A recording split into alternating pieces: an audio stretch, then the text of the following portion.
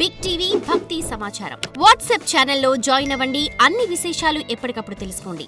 Big TV వీక్షకులందరికీ నమస్కారం. కుంభమేళాకు సంబంధించిన విశేషాల్లో మనం రెండవ భాగాన్ని వీక్షణ చేస్తున్నాం. స్వాగతం.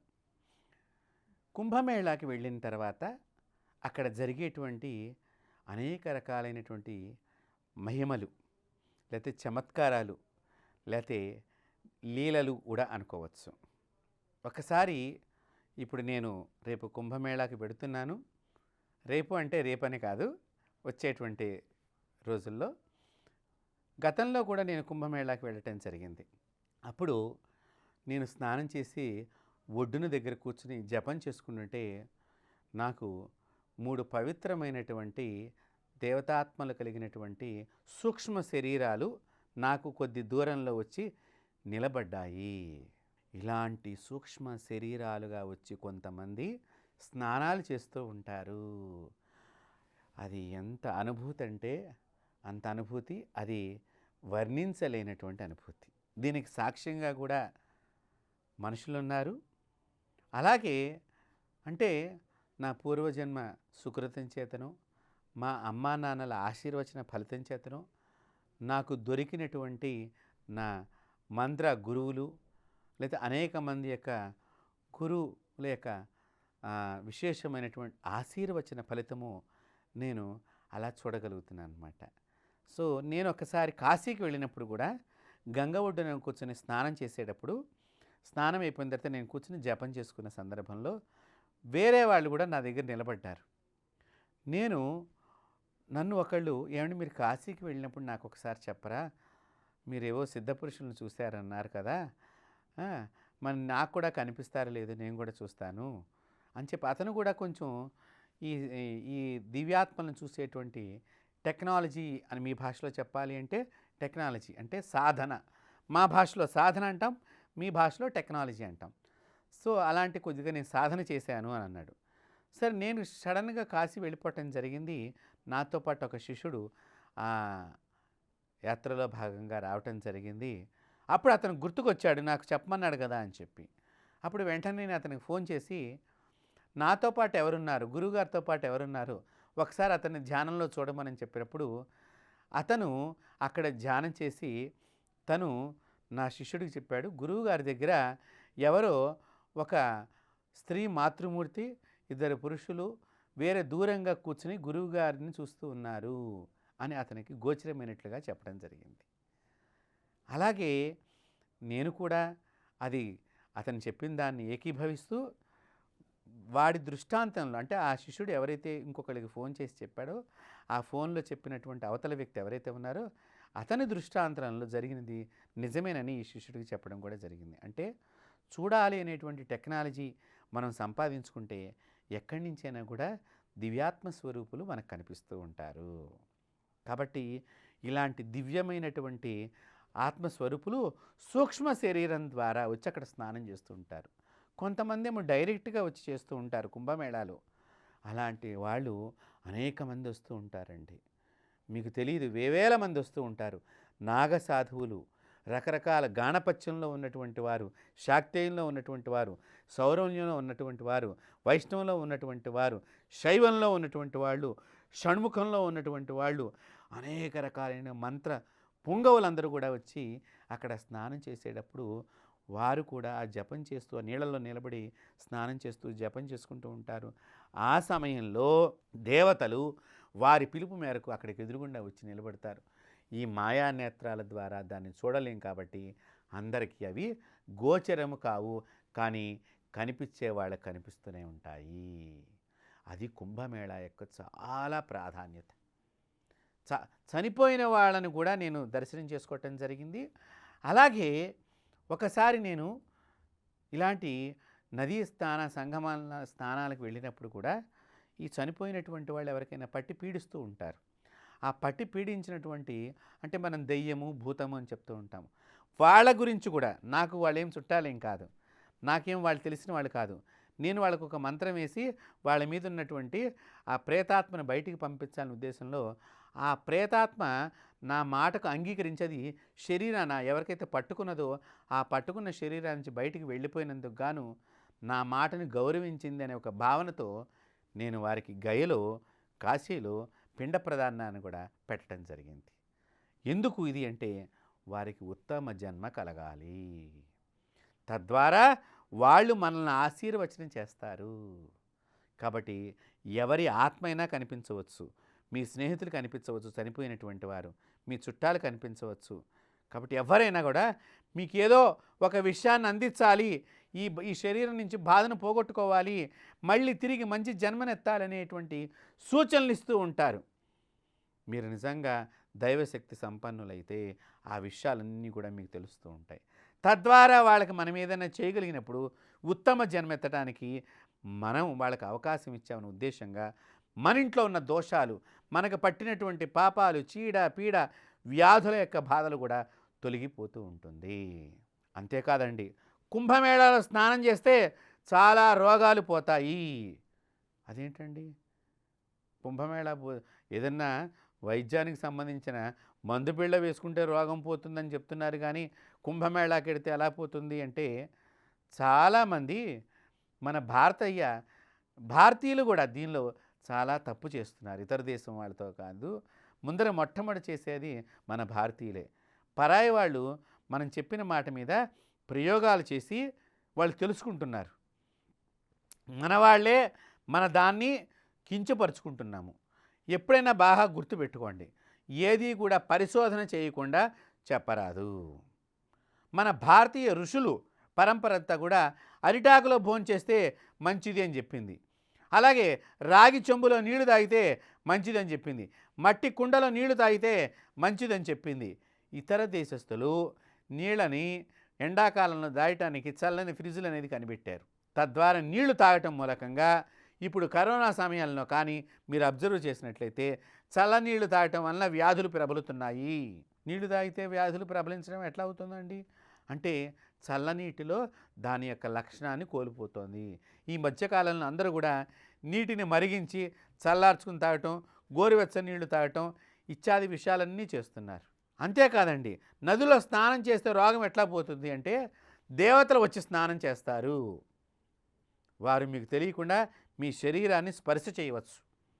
ఆ భగవంతుడు ఎందు కనుక మీకు నిజంగా ప్రేమ, ఎంతటి ప్రేమ ఉండాలి తెలుసా అండి, మీ చిన్నప్పుడు పసిపాలుడుగా ఉన్నప్పుడు లేకపోతే చిన్న వయసులో ఉన్నప్పుడు అమ్మా నాన్నల్ని మనం ఎంతలాగా ప్రేమిస్తామో భగవంతుని ఆ మాదిరిగా ప్రేమించాలి. కొత్తగా పెళ్ళైనటువంటి వాడు భార్యను కానీ లేకపోతే భర్తను కానీ ఆమె అయితే ఎంత ప్రేమగా ఉంటారో ఆ విధంగా మనం భగవంతుని ఆరాధన చెయ్యాలి. వృద్ధాప్యంలో ఉన్నటువంటి వాళ్ళు తన పిల్లాడు వచ్చి నాకు సహాయంగా నిలబడతాడని ఎదురు చూసేటప్పుడు ఎలాగైతే ఆ వృద్ధుడు ఆ పిల్లాడు గురించి ఎదురు చూస్తూ ఉంటాడో, భక్తుడు కూడా భగవంతుడి గురించి ఆ మాదిరిగా నిర్మలమైనటువంటి మనసుతో ఎదురు చూడాలి. చూచినప్పుడు తప్పకుండా మీకు భగవంతు దర్శనం కలుగుతుంది. బిగ్ టీవీ ప్రేక్షకులందరికీ నేను ఇది ఛాలెంజ్గా చెప్తున్నాను, నేను భగవంతుడిని చూచాను, మీరు కూడా చూడగలరు. కాబట్టి తెలుసుకోండి నా హిందూ బంధువులారా, హిందూ శాస్త్రాలన్నీ కూడా చాలా గొప్పవి, చాలా విచిత్రమైనటువంటివి. అవి అర్థం చేసుకోవాలి అంటే ఫారినర్సు భారతీయులకు సంబంధించిన ఏకాదశి ఉపవాసం గురించి కొన్ని కోట్లు ఖర్చు పెట్టి ఏకాదశి ఉపవాసం మంచిది అని చెప్పాడు. వాళ్ళు కోట్లు ఖర్చు పెట్టి మంచిది అని చెప్పారు. మన వాళ్ళు రూపాయి ఖర్చు పెట్టకుండా ఏకాదశి వ్రతం చెయ్యండి అని చెప్పారు. ఎవరు గొప్పవాళ్ళు చెప్పండి? అరిటాకులో భోజనానికో, రాగి చెంబుల నీళ్ళకో, మట్టి పాత్రలో భోజనం మంచిదని చెప్పడానికో కోట్లు ఖర్చు పెడుతున్నారు వాళ్ళు. అలాగే వద్దన్నవన్నీ సృష్టించారు, ప్లాస్టిక్ ఇవన్నీ. ఇప్పుడు ప్లాస్టిక్ వాడద్దు, ప్రపంచానికి నాశనం అని మళ్ళీ అడ్వర్టైజ్మెంట్ చేస్తున్నారు. చూడండి, వాడించింది వాళ్ళే, వాడద్దు అన్నది వాళ్ళే, గుర్తుపెట్టుకోండి. కాబట్టి మీరు దయచేసి హిందూ భారతీయ సనాతన ధర్మము, వేదాలు, ఉపనిషత్తులు, పురాణాలు అన్నీ కూడా ప్రకృతిని ప్రేమించండి, అది మిమ్మల్ని రక్షిస్తుంది. అందుకనే భారతీయ సనాతన ధర్మంలో చెట్టుకు పూజ, పుట్టకు పూజ, రాయికి పూజ, మట్టికి పూజ, నీళ్ళకు పూజ, చివరికి మనకి మనమే పూజ చేసుకోవటమే. మాతృదేవో భవ, పితృదేవో భవ, ఆచార్య దేవో భవ. ఒక మనిషికి కూడా పూజ ఉన్నది, ఒక జంతువుకి పూజ ఉన్నది. కాబట్టి ఈ కుంభమేళాలో ఏ పవిత్ర శక్తులు వస్తాయో తెలియదు, ఎలాంటి రూపాలుగా వస్తారో తెలియదు. ఎంత మహిమాన్వితమైనటువంటి యోగి పొంగవులు వచ్చి వారి మంత్రంతో స్నానం చేస్తున్న సందర్భంలో మీరు ఒక్కసారి వారి పక్కన నిలబడి చూడండి, మీరు కూడా మహాత్ములుగా మారగలుగుతారు. అది నదిలో అలాంటి వాళ్ళు వచ్చి స్నానం చేస్తూ ఉండే సందర్భంలో ఆ నదిలో ఎవరైతే స్నానం చేయడానికి వస్తున్నారో వాళ్ళందరినీ రక్షించమని సత్పురుషులు, సద్భావజాలం కలిగినటువంటి వాళ్ళందరూ వచ్చి స్నానం చేస్తూ ఉంటారు. కాబట్టి మనకు పట్టిన చీడ పీడ రోగాలన్నీ తొలగిపోతాయి. అంతేకాదు, అసలు నదిలో స్నానం చేస్తే పుణ్యం ఎందుకు వస్తుంది, నదిలో స్నానం చేస్తే రోగం ఎందుకు పోతుంది? కుంభమేళ అంటే ఏంటనుకున్నారు? ఏదో ఇందాక కుండని చెప్పారు, కలసమని చెప్పారు అనుకోమాకండి. దేవదానవుల యుద్ధం జరుగుతున్నప్పుడు అమృత బిందువులు కింద పడిపోకుండా నలుగురు కాపాడారు. దానిలో మొట్టమొదటివాడు బృహస్పతి. ఆ బృహస్పతి ఈ కుంభమేళా సమయంలో కొంచెం అమృత లక్షణాలు కలిగినటువంటి జలాన్ని ఈ నీళ్ళల్లోకి వేస్తాడట. ఎవరైతే ఆ వేసిన సమయంలో స్నానం చేస్తారో వాళ్ళ శరీరానికి అమృతం పట్టుకుని రోగాలు పోతాయి, పాపం పోతుంది.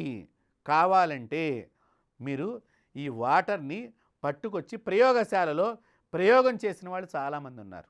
కాబట్టి ఆ నీటికి అమృతత్వం ఉంటుంది. ఇందాకే నేను చెప్పాను, మీరు ప్లాస్టిక్లు వాడద్దు. ఈ మధ్యకాలంలో ప్లాస్టిక్ అయిపోయి అది కరగట్లేదు. మరి దానివల్లనే కదండి రోగాలు. ఇతర దేశాల వాళ్ళు వాడద్దు అన్నదానల్లా వాడారు, రోగం తెచ్చుకున్నారు. వాడమని చెప్పిన దాన్ని మానేశారు. మనం వాళ్ళు గొప్పవాళ్ళు అని మనం అనుకుని మన దాన్ని వదులుకుని మన దేశంలోకి అన్నీ తెచ్చుకుని రోగాలు తెచ్చుకుంటున్నాము. దీన్ని మీరందరూ కూడా దయచేసి గమనించాలి. నేను ఎవరిని కూడా విమర్శన చేయటం లేదు, ఏ ఒక్కరిని విమర్శ చేయటం లేదు. తెలుసుకోండి నా హిందువుల్లారా, నా దేశ బంధువుల్లారా, నా భారతీయుల్లారా, మన శాస్త్రం చాలా గొప్పది. శాస్త్రం అంటే నిజమైనటువంటిది, నిక్కచ్చిగా చెప్పేటువంటిది, నిన్ను రక్షించేటువంటిది. కాబట్టి అమృత జలము ఆ సందర్భంలో ఆ నీళ్ళల్లోకి బృహస్పతి వారు, దేవగురువు. బృహస్పతి ఎవరంటూ? దేవగురువు, సాక్షాత్తు దేవతలందరికీ గురువు అయినటువంటి ఆ గురువు గారు వచ్చి ఆ నీళ్ళలో పవిత్రంగా ఆయన కలశంలో రోజు పట్టుకున్న నీళ్ళని ఒక పాటి చుక్కని ఆ దానిలో వేయటం మూలకంగా దానిలో ప్రాణశక్తి వస్తుంది. దానికి విశేషమైనటువంటి బలం సంప్రాప్తమవుతుంది. తద్వారా ఆ కుంభమేళ ప్రారంభమవుతుంది. కాబట్టి అందువలన రోగాలు పోతాయి, అందువలన పాపాలు తొలగిపోతాయి మనుషులందరికీ. కావున ఈ కుంభమేళ యొక్క సమాచారాన్ని మీ అందరికీ అందించాలనేటువంటి ససంకల్పంతో బిగ్ టీవీ వారు చేస్తున్నటువంటి ప్రయోగానికి నేను వారికి అనేక అమ్మవారి ఆశీస్సులు అందిస్తూ ఆ ఛానల్ వారికి, అలాగే ఈ కుంభమేళాలో ఇంకేం చెయ్యాలి, 5 రాజస్థానాలని చెప్పాను. 5 రాజస్థానాల్లో విశేషంగా ఈ సంవత్సరం వచ్చేటువంటి మరో గొప్ప రాజస్థానం గురించి చెప్తాను. అక్కడ 3 నదుల సంగమం అండి. ఈ ప్రయాగరాజ్లో గంగా, యమున, సరస్వతి. గంగాదేవి ఇటించి వస్తుంది, యమునాదేవి ఇలా వస్తుంది. ఈ 2 కలిసి వచ్చే చోట కింద నుంచి సరస్వతీదేవి వస్తుంది. మీకు తెలియటానికి నేను ఇవన్నీ చూపిస్తున్నాను ఇలా చేతులతో. గంగ ఇలా వస్తుంది, గంగ నీరు తెల్లగా కనిపిస్తుంది. యమున ఇలా వస్తుంది, యమున నీరు నల్లగా ఉంటుంది. ఈ 2 కలిసే మధ్యలో సరస్వతి వస్తుంది. ఈ సంవత్సరం ఆ సరస్వతీదేవి యొక్క పుట్టినరోజు కూడా ఈ కుంభమేళాలో వస్తోంది. అది మాఘమాసంలో సంప్రాప్తమవుతోంది. అదొక రాజస్థానం. సరస్వతీదేవి పుట్టినరోజున మనం స్నానం కనుక చేసినట్లయితే మన పిల్లలందరికీ కూడా చక్కని చదువు లభిస్తుంది, విద్యావంతులు అవుతారు, గుణవంతులు అవుతారు, సద్బుద్ధి కలిగినటువంటి దేశభక్తులు అవుతారు.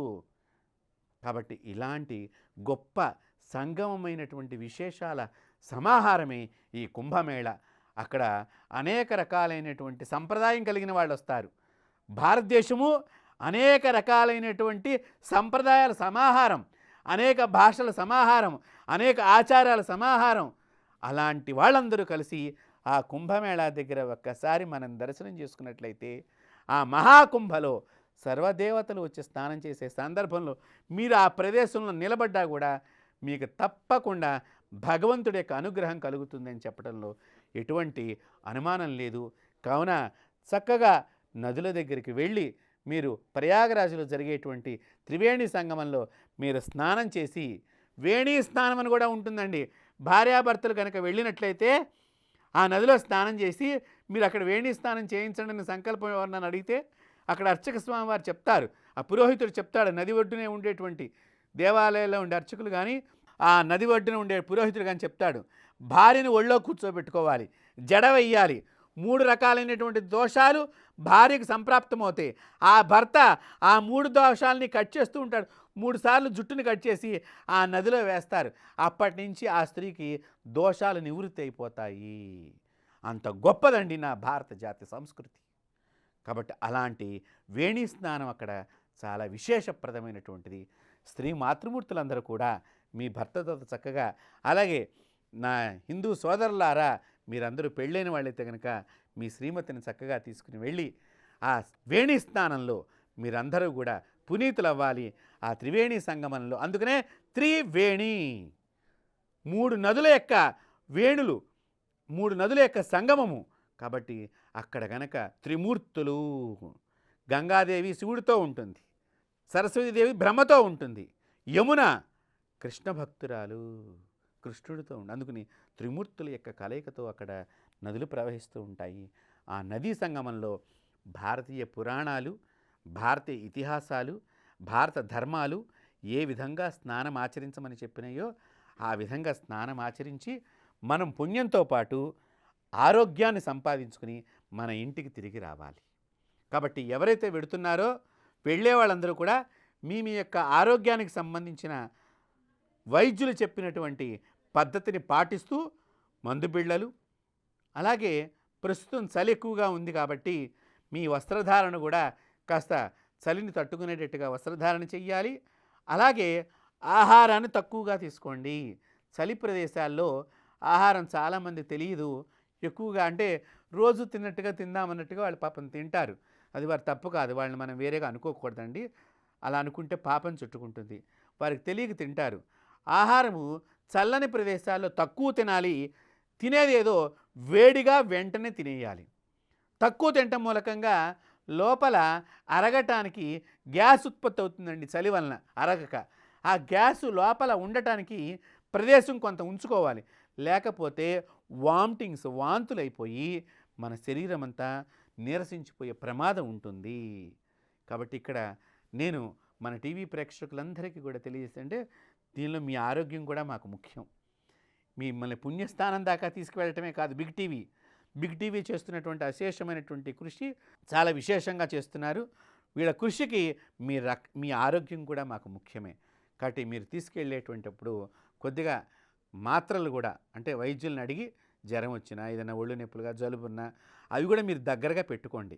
అలాగే మీరు నిత్యం వేసుకునేటువంటి కొంతమందికి కొన్ని బీపీ అని, షుగర్ అని ఏవో బిళ్ళలు కూడా దగ్గర పెట్టుకోవాలి. గుండె జబ్బుల వాళ్ళు, ఏవో ఆపరేషన్స్ చేయించుకునే వాళ్ళు ఆ ట్యాబ్లెట్స్ కూడా దగ్గర పెట్టుకుని అక్కడ స్నానం అయిన తర్వాత, దేవుణ్ణి చూసిన తర్వాత మళ్ళీ తిరిగి మీ ఇంటికే తిన్నగా రావాలి. మధ్యలో అటు ఇటు ఇంకా ఎక్కడికో వెళ్ళామని ఇంకోటి ఏదో దర్శనం చేసొద్దామని మాత్రం దయచేసి అనుకోవద్దు.